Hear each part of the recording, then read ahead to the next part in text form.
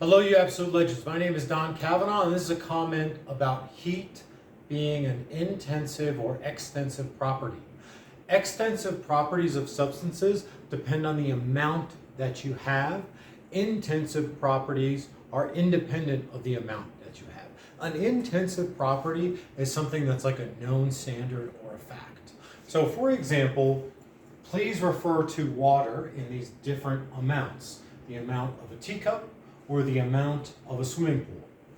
Things that depend, intensive properties, do not depend on how much you have of it. So for example, the boiling point and melting point is going to be identical, whether it's a teacup or a swimming pool. The density of the water is going to be the same, whether it's a teacup or a swimming pool.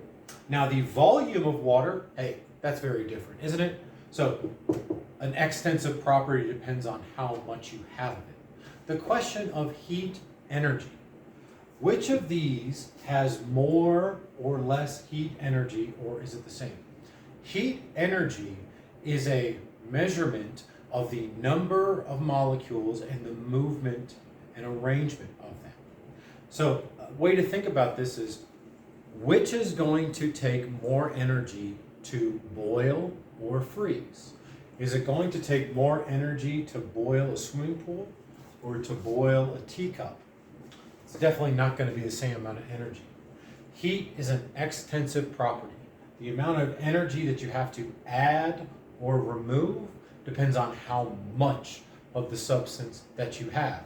Whether it's liquid phase, like this water right here, or if it's solid phase. Think about cooking a rib roast versus a hamburger. One's going to take a little bit longer to cook than the other because you have to add more heat to raise the temperature. I hope this helps. Thank you.